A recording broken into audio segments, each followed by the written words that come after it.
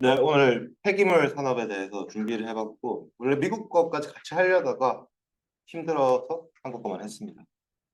목차는 이렇게 돼 있는데, 목차 길이가 좀 기니까 한번 읽어보시고, 팔로우 하는데, 여기 쪽수랑 목차에 맞는 그 페이지를 적어놨으니까, 이거를 그냥 한번 읽어만 보시면 팔로우 하는데 어려움 없으실 것 같습니다.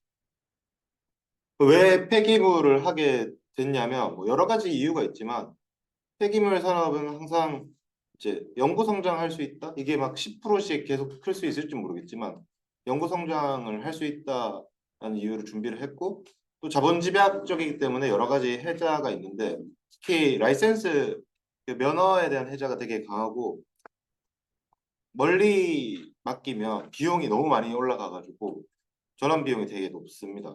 이게 요거를 보면서 이제 드는 생각이 제 지인분 중에 이제 레미콘 사업 하시는 분이 있는데 그거랑 되게 비슷하면서 좀 더 좋은 사업인 것 같다. 그래서 관심을 갖고 준비하게 됐고요. 근데 또 이러면서 강해서 가격 인상이 필요할 때도 못 올리고 또 원자재 가격이 막 오를 때도 가격 연동이 안 되기 때문에 배드 케이스인데 이 산업은 과연 안 그럴까를 이제 중심으로 한번 찾아봤던 것 같습니다. 그래서 시장 규모 및 성장부터 준비를 했는데 이게 정확히 이 폐기물을 처리하는 산업 규모가 이 정도 된다라고 보기는 좀 과대평가되는 게 있는 것 같지만 이 민간 시장만 저희가 상장 주주가 살 거면 보면 되는데 그 중에서도 사업장을 위주로 보시면 될 것 같습니다. 건설이랑 사업장을 위주로 보시면 될 것 같습니다. 규모가 한 18조 가량이 되고 계속해서 커지고 있는데 그 어떻게 커지고 있냐는 또 다음에 설명하도록 하겠습니다.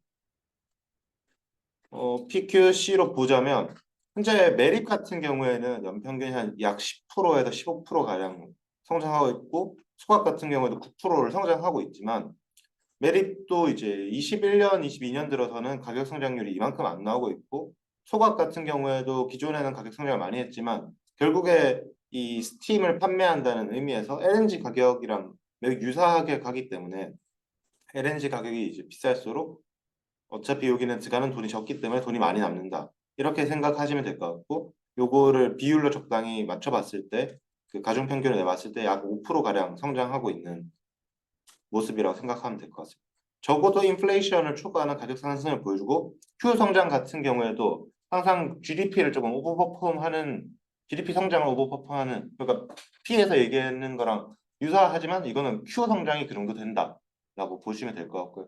C 같은 경우에는 크게 증가하는 비용이 별로 없습니다. 하지만 그 정부 규제에 따라서 많이 변할 수 있고 정부가 이제 재활용률을 어떻게 잡고 가느냐에서 변할 수 있지만 이 외국이랑 국내 상황이 되게 다른 게 한국은 이미 재활용률이 80%가 넘기 때문에 여기서 더 올리는 거 매우 힘들어서 이 부분은 그렇게 감안하지 않아도 될 것 같다라는 게 제 사견이고 대신에 이 자본 집약적인 사업이기 때문에 자본 비용을 어떻게 조절하고 과연 우리가 확장을 할 때 이게 과연 BEP를 넘을 수 있는 산업인가를 위주로 보면 될 것 같습니다. 그리고 이 매립 같은 경우에는 땅에다가 몇 프로 몇 프로 몇 프로 이렇게 채워가는 거기 때문에 결국에 뭐 감가상각을 정확히 사용하지 않는다더라도 자녀 연수는 항상 유의해야 될 것 같습니다. 앞에 설명한 거를 다시 한번 설명을 하자면 라이센스 해자가 있는데 이 플로우가 요 사업 계획서 적정 여부 통과도 쉽지 않은데 이 허가 요건을 구비하는 게 되게 힘들고 그리고 이걸 한번 통과했다는 거는 거기에 대한 이제 노하우가 생겨가지고 그 이후에도 실제로 통과받는 게 되게 용이했다 하고 그래서 신규 플레이어가 거의 없고 오히려 사업장 수는 M&A 등 이유를 통해서 점점 줄어들고 있는 상황이라고 볼 수 있고 이게 그러므로 해자가 있다라고 볼 수 있는 것 같습니다. 또 이런 다양한 규제들이 많아서 이게 폐기물 업체들이 비용을 증가시킬 요인도 있지만 누군가 들어올 거를 되게 방지해 주는 것도 있기 때문에 이거는 해자인 동시에 실을 올릴 수 있는 위험 요소라고 생각해 주시면 될 것 같습니다. 이거를 일일이 설명하지 않는 거는 그 저희가 굳이 이런 걸 알 필요가 적고 이 새로운 법안이 생겼을 때 스트레스 테스트를 하는 게 더 중요하다 생각해서 넘어가도록 하겠습니다. 주요 산업 동향인데 뭐 되게 단순하게 폐기물은 증가하고 있고 매립지는 증가하기에는 우리나라 땅이 너무 작고 그 소각 같은 경우에도 소각 기업 수가 좀 줄고 있는데 소각로는 뭐 그렇게 줄고 있진 않고 여기가 말로 받을 때도 쓰레기를 이제 돈을 받고 또 전기를 스팀을 통해서 만들어 가지고 팔기 때문에 돈을 복사하는 아주 좋은 제가 생각했을 때 가장 좋은 비즈니스 모델이 담겨 있는 폐기물에서 가장 좋은 비즈니스 모델이 담겨 있는 게 소각로라고 생각했습니다. 이 부분에 대해서는 좀 추후에 설명하도록 하겠습니다. 발생량 같은 경우에는 앞서 말씀드린 것처럼 진짜 이렇게 우상향을 하고 있고 코로나 때는 조금 과도하게 성장한 부분이 분명히 있습니다. 이게 집에 계속 있다 보니까 생활 폐기물이 증가했는데 근데 저희가 봐야 될 건 생활 폐기물 같은 경우는 지자체에서 처리를 합니다. 그래서 사업 폐기물 같은 경우가 이제 저희가 볼 민간 사업에 치중되어 있기 때문에 그렇게 그 성장을 앞당겨 왔다거나 그렇게 볼 수는 없을 것 같습니다. 그리고 이게 피해 성장을 보여주는 건데요. 여기도 조금 이 92년도부터 지금까지 보면 과도한 측면이 있습니다. 이게 보시다시피 10년대에 많이 올랐기 때문에 앞으로도 이런 성장을 보일 수 있냐에 대해서 저는 의문을 가지고 있고요. 그리고 업체에서도 의문을 가지고 있고 이 밴드를 가지고 측정을 하던데 그 적어도 이제 GDP에서 플러스 마이너스 몇 프로 마이너스는 솔직히 필요 없을 것 같고 플러스 몇 프로에서 왔다 갔다 할 수 있다고 보시는 게 적절할 것 같고요. 기존처럼 뭐 10%씩 성장할 수 있냐 했을 때는 여기도 이제 정부 규제에 영향을 받기 때문에 쉽지 않을 것 같다는 게 뭐 저뿐만 아니라 대다수 분들이 이제 바라보는 뷰였던 것 같습니다. 그리고 재활용률 같은 경우에도 저희가 거의 90% 가까이 왔기 때문에 더 올라가기 힘들고 결국에 이것보다는 민간 업체 입장에서는 매립과 소각이 메인인데 매립 같은 경우에도 저희 땅이 적고 여기 부지를 확보해서 다시 이 부지에 대해서 면허를 받아야 되기 때문에 쉽지 않은 부분이 있고 소각도 면허를 받아야 되지만 최근에 그 뭐 인선이엔티나 등등의 소각로를 증설했을 때 이 시간이 걸리는 것뿐이지 받는데 그렇게 큰 어려움이 있지는 않다라는 뷰를 가지고 있기 때문에 이 부분에 집중하는 게 더 좋지 않나라는 생각을 가지고 있습니다. 그리고 기업 운영의 이제 뭐 자본 효율성 등이 아니라 이 외재적 요인도 되게 영향이 컸었는데요. PE에서 인수를 되게 많이 했고 또 매각도 되게 많이 했습니다. 그 이유가 뭐 추후에 설명하겠지만 자본 집약적인 캐시플로우가 되게 좋고 그리고 그 건설사 등이 볼톤을 위해서 인수를 할 가능성이 되게 높다고 판단을 해서 PE들이 많이 들어왔고 지금은 거의 다 이제 엑시트한 상태입니다. 요 분홍색으로 넘어간 게 엑시트를 했다고 생각하시면 될 것 같고요. 그런 면에서 이제 이 패러다임은 거의 끝나가고 있다라고 보시면 될 것 같습니다. 경쟁 상황을 간략하게 설명드리자면 이 앞선 표와 같이 거의 다 건설사로 넘어가서 이 세 개의 플레이어가 가장 앞으로도 영향이 클 거라고 생각하는데요. 뭐 다들 들어보셨을 SK 에코플랜트, 에코비트, IS 동서가 가장 큰 플레이어입니다. 다행스럽게도 이 세 개 다 상장이 돼 있다고 볼 수는 없지만 이제 거래를 할 수 있는 주식들입니다. SK 에코플랜트 같은 경우에는 KOTC에, 그 에코비트 같은 경우에는 요게 직접적으로 상장되어 있지 않지만 TY홀딩스가 지분을 50% 가지고 있기 때문에 요거를 통해서 살 수 있지만 TY홀딩스 같은 경우에는 뭐 태영건설과 SBS 그리고 에코비트까지 너무 많은 사업부가 엮여 있기 때문에 요거는 그리고 P가 반, TY가 반을 가지고 있기 때문에 사고 싶어도 좀 사기 힘든 게 아닌가라는 관점을 가지고 있고 IS 동서 같은 경우에는 제가 아직도 결론을 못 내렸지만 IS 동서를 사도 되고 인선이엔티를 사도 됩니다. ROIC적인 관점으로 봤을 때는 인선이엔티가 좀 더 좋은 기업이라고 볼 수 있지만 그 결국에 이 돈을 누가 가져가는가 했을 때 IS 동서라고 볼 수 있기 때문에 시장은 지금은 IS 동서에 좀 더 반응을 많이 하는 것 같습니다. 왜 건설사들이 이렇게 많이 살까? 라는 이유가 결국에 이 기존의 폐기물 산업이 ROIC를 좋고 캐시플로우 되게 좋았는데 이 얘들이 이제 인수라는 이유는 결국에 볼트온을 위해서라고 생각을 하는데 건설 폐기물이 되게 많이 나오고 그리고 폐기물 산업이 캐시플로우를 되게 좋게 만들 수 있는 이유로 인수를 많이 했는데 저는 앞으로도 살펴봐야 될 게 대기업이 들어왔다고 꼭 좋은 게 아니고 얘들이 이렇게 M&A를 했을 때 직접적인 사업에 ROIC를 좀 높일 수 있는가?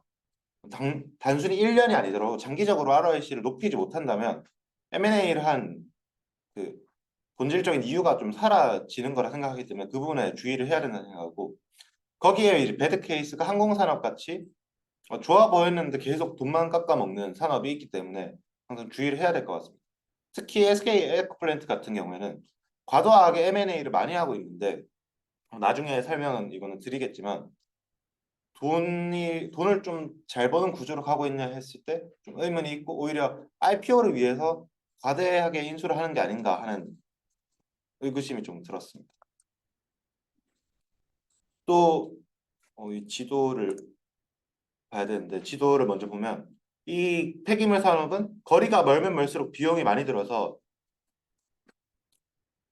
혜자가 어느 정도 있어서 경쟁 상황이 그렇게 극렬하지 않습니다. 경쟁을 하기 위해서는 내가 새로운 부지에 공장을 지어서 경쟁을 해야 되는데 그랬을 때는 결국에 이게 제로섬 게임이 되기 때문에 100을 먹을 수 있는 데서 50, 50을 나눠 먹는 거에 불과하고 거기서 또 내가 점유율을 가지기 위해서 그 치킨 게임을 하면 서로 피해를 보는 사업이기 때문에 그런 경향은 되게 적은 것 같습니다. 하지만 또 정부와 돈을 주고받는 관계에 있어서 가격 통제력이 있다고 하기는 좀 힘든 것 같고요. 그런 부분에 있어서 과도한 경쟁을 피하는 게 이 사업의 핵심이 아닌가라고 생각합니다. 인선 ENT 컨퍼런스 콜에서 얘기를 하신 게 우리는 BEP를 충분히 넘지 않으면 그냥 입찰을 안 한다. 그게 장기적으로 좋은 것 같기 때문에 입찰을 안 한다라는 입장을 밝히셨고 그런 부분이 이제 회사의 재무에 좋은 영향을 미칠 수밖에 없다고 생각합니다. 이 사업 같은 경우에는 다른 산업은 뭐 지금 매출 올리면 나중에 수혜를 볼 수 있는 산업이지만 여기는 뭐 바로 입찰이 되면 바로 소각을 하고 바로 매립을 하는 거기 때문에 매출 성장이 1% 한다고 영업이익을 장기적으로 1% 올리는 그런 비즈니스를 가지고 있지 않기 때문에 너무 싸게 치킨 게임을 해야 될 때는 안 들어가는 게 낫고 그래서 이 트레이드오프가 항상 마이너스를 보여주기 때문에 하지 않는 게 더 좋은 거고 그런 면에서 이제 M&A도 이런 관점에서 좀 바라볼 필요가 있는 것 같습니다. 미래 먹거리는 추후에 설명하겠지만 돈이 될까라는 의문을 가지고 있는 것 같습니다. 이 소각 시장의 점유율 같은 경우에도 SK 에코플랜트가 가장 높게 가지고 있고 경쟁 상황이 뭐 이렇게 있는데 이게 또 경쟁은 아니고 그냥 아까 말씀드린 것처럼 지역마다 다르다라고 보시면 될 거고 건설 폐기물 같은 경우에는 뭐 인수를 통해서 점점 확장되고 있지만 전보다 막 점유율이 낮아가지고 이 그냥 자유경쟁 시장이라고도 보기 힘들고 각자 시장에 각자 지역에 최적화돼서 그냥 플레이어들이 존재한다. 얘들 통해서 M&A가 될 가능성이 오히려 가장 높다라고 보시면 될 것 같고요. 재무 같은 경우가 저는 자본집약적인 사업이기 때문에 제일 중요하다 생각했는데 이 TY 홀딩스는 사업부가 너무 다양해서 뺐고요. 다른 플레이어들을 보자면 YM텍이나 코엔텍이 가장 높게 나올 수밖에 없었습니다. 그리고 EBITDA로 봐도 이 앞으로 장기적으로 어떤 플레이어가 잘할지를 볼 수 있었다고 생각하는데 뭐 소각 위주로 하는 코엔텍과 YM텍이 아무래도 높았고 이 KGETS나 이 IS동소 같은 경우는 이제 사실 지주회사의 성격이 있기 때문에 좀 비교하기 힘든 것 같고 인선 ENT도 폐기물 산업만 영위하는 게 아니고 자동차를 이제 분해하는 산업을 뛰어들었고 이게 장기적으로 먹거리를 형성하겠지만 적자를 내고 있기 때문에 그렇게 좋게 볼 수는 없는 것 같고 SK 에코플랜트 같은 경우에도 6%의 효율성을 보여주고 있는데 이것도 계속 수처리 등등의 수처리와 배터리 재활용 등등 사업에 계속 진출하고 있어서 매출을 팡팡 인수를 통해서 틔우지만 거기에 대해서 돈이 많이 남는 그런 사업 아닌 것 같고 MK전자 같은 경우에도 기존 사업부에다가 추가가 돼서 이 폐기물 사업부가 좋은 캐시플로우를 보여주고 있지만 작년 같은 경우에 본 사업부가 이제 아주 안 좋은 상황을 보여줘서 ROIC가 낮아졌는데 여기도 뭐 장기적으로 봤을 때는 괜찮다고 생각하고요. 그래서 이런 부분을 종합적으로 봤을 때 이 뭐 현재 주가를 비교를 해보면 되게 열려 있는 여력이 많다. MK전자는 작년에 이제 너무 안 좋아서 그렇고 이 SK 에코플랜트 같은 경우에는 25% 정도 열려 있는데 여기도 상장을 하에서 뻥튀기가 됐을 경우에는 유의미하지만 당장은 그렇게 잘하고 있다고 보이지 않았던 것 같습니다. 네, 그리고 밸류에이션을 그러면 좀 다른 방식으로 해서 뭐 매출 예측을 한번 해볼까 했는데 이게 스믹에서 YN텍인가 코엔텍을 이제 밸류에이션 할 때 매출을 우리 이렇게 가정을 해보자 하고 했던 건데 오차가 조금 있었고 제가 생각해서 괴리가 좀 있었고 오히려 제가 말씀드린 것처럼 그냥 GDP에 맞추고 그리고 수수료 추이에 맞추는 게 좀 더 적절하지 않나 이렇게 생각을 했고 거기에 밴드를 주는 게 좀 더 적절한 것 같습니다. 그래서 이런 투자로 인해서 현금 흐름이 악화된다면 M&A가 무의미하다고 생각해서 그게 ROIC가 적어도 ROIC나 뭐 ROC 등 그 재무 비율이 너무 떨어지지 않는 선에서 장기적으로 올라갈 수 있는 기업만 바라보는 게 더 좋을 것 같고요. 그래서 이제 폐기물을 간략하게 설명해 볼 것 같습니다.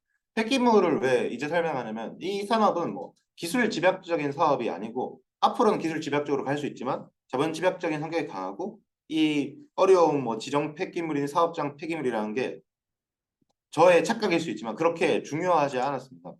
그래서 이게 원래 애니메이션 설정해놨는데 적용이 잘 안 되네.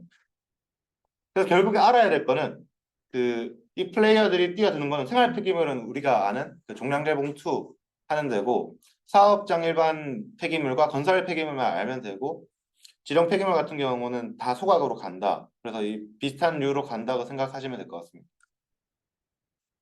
이렇게 가는데 가정에서 나온 거는 이제 종량제로 가서 뭐 소각이 되거나 재활용이 되거나 매립이 되고 사업장으로 간 것도 뭐 비슷하게 흘러간다. 요 그냥 플로우만 알면 되지. 그 이상은 알아도 써먹을 수 있는 게 별로 없다. 비즈니스에 뛰어들지도 못할 거기 때문에 그게 의미가 없는 것 같고 대신에 소각장은 되게 중요하다 생각합니다. 이 과정을 알 필요는 없지만 이 소각 스팀 판매 단가는 LNG 가격 따라가는 것도 있지만 기본적으로 이거를 받을 때도 저희가 수수료를 받고 그리고 이걸 소각했을 때도 전기 생산이 되고 이 전기를 다시 주변에 있는 그 공장들에 팔 수 있기 때문에 되게 유의미하고 이 사업부만 봤을 때는 뭐 ROIC나 영업이익률이 기본적으로 50% 이상 나올 수 있는 사업이기 때문에 요거를 확장하는 회사가 제가 생각했을 때는 좋은 회사고 그런 회사가 이제 코엔텍, 와이엔텍 말고는 딱히 보이지 않았다라고 생각이 들었습니다.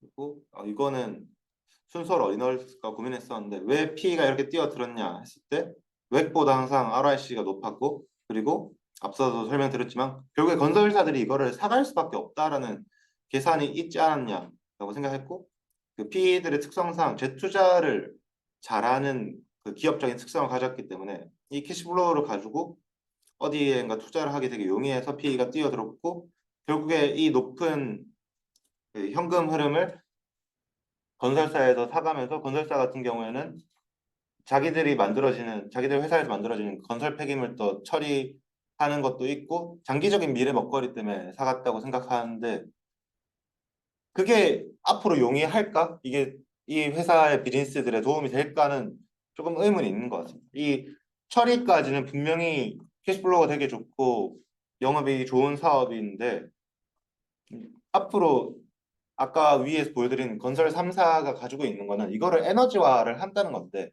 제가 에너지화도 자료를 최대한 찾으려고 노력을 해봤는데 지금 에너지화 기술을 가지고 있는 게 뭐 폐비닐을 가지고 기름을 만들어낸다는 게 SK만 거의 할 수 있는데 그것도 쉽게 말하면 뭐 채산성이 그렇게 좋냐 했을 때 좋지 않고 결국에는 정부 보조금으로 의지를 할 수밖에 없는데 뭐 그게 나쁘다고 볼 수는 없지만 미래의 현금 흐름이 그렇게 좋아 보이지도 않고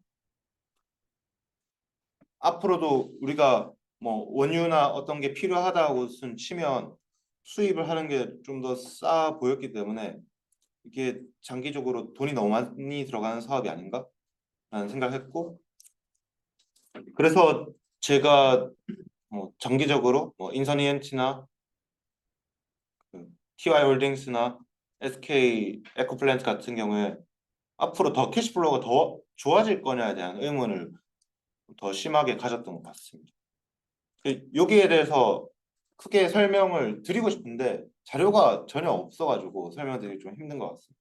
외국 같은 경우에는 요거를 좀 잘하는 기업들이 있는데 외국 같은 경우에도 요걸 잘하는 이유가 탄소 배출권을 판매를 동시에 할 수 있어가지고 그런 부분이 있기 때문에 이 에너지화 자체가 돈이 잘 되냐에는 아직도 그런 길은 안 보인다라고 생각했고, 그리고 이 차트를 볼 때 이 주가를 움직이는 키팩터들이 무엇일까 했을 때 우리의 경제 성장을 얼만큼 하느냐가 폐기물 양을 좀 주로 늘리기 때문에 중요한 것 같은데, 한국 같은 경우에는 3% 이상 성장이 앞으로도 힘들 것 같고, 그래서 만약에 바라보신다면 외국 기업을 좀 더 바라보는 게 좋지 않나라는 생각을 했고, 환경 규제 같은 경우는 앞서 설명드린 것처럼 그 폐기물 회사들의 비용을 높일 수 있지만 이미 재활용률이 80%에서 90% 가까이 가고 있는 상황에서 이거를 뭐 100% 가까이 올린다는 것은 불가능한 일이기 때문에 너무 고려하지 않아도 된다. 하지만 외국 기업을 투자하신다면 그 재활용률이 보통 60% 미만이기 때문에 이게 올라가는 만큼 내가 앞으로 Q를 좀 덜 차지할 부분이 있기 때문에 고려를 하셔야 되는 것 같습니다. 그래서 2번, 3번은 같이 묶여 있는 거고요.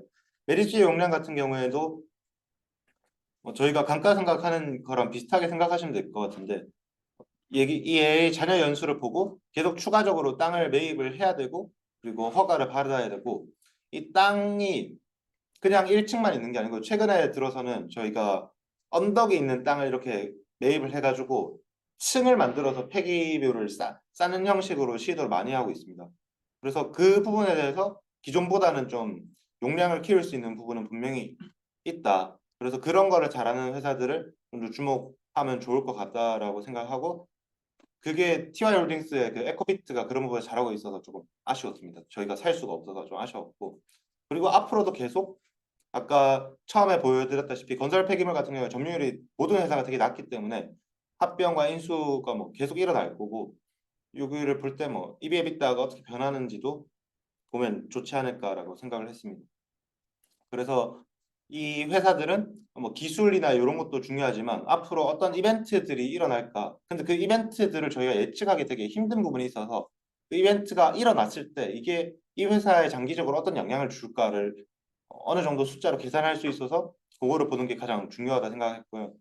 이런 부분에 있어서 아까 보여드린 3사 중에서는 그래도 제일 잘하는 게 인선 ENT라고 생각했습니다. 인선 ENT 같은 경우에는 그 회사를 인수할 때는 IS 동서의 자금을 많이 사용하고, 여기서 만약에 돈이 벌어진다면 그 수혜는 또 인선 ENT가 가져가기 때문에 그런 부분에 있어서 장점은 있지만, 건설 3사의 특징상 볼트원이 강하기 때문에 마진이 좀 적게 가져갈 가능성도 커서 애매하지만 3사 중에는 그래도 제일 나아 보였습니다. 이 재활용률은 아까 그냥 보여주면서 설명해 드리려고 꺼냈던 거고요. M&A가 앞으로도 계속 일어날 것 같다 하고, 한국 주식도 2017년부터 최근까지는 좀 많이 올랐습니다. 아까 근데 그런 이유가 그 폐기물 단가가 많이 올랐어서 그런 건데, 앞으로는 그렇게 오르기 힘들 것 같아서, 만약에 폐기물을 보면 우리가 뭐를 봐야 되나 했을 때 실적이 좋으면 그대로 오르는 거는 한국 시장에서는 그렇게 자주 있는 일이 아니었던 것 같습니다. 매출이 팍 뛰고 영업이익이 팍 뛰면 시장이 반응을 해주지만 계속 장기적으로 우상향해도 반응을 해주지 않기 때문에, 만약에 폐기물 산업에 관심이 있고 여기에 대해서 투자를 한다 손 치면 요게 미국의 3사인데 요런 데 투자하는 게 좀 더 적절해 보이기도 하고요. 꼭 한국이 아니더라도 이 회사 3사도 원래는 50개가 넘는 플레이어들을 M&A를 통해서 지속적으로 확장을 해서 이 지위에 오르게 됐고 캐시플로우가 점점 더 좋아지고 있는데,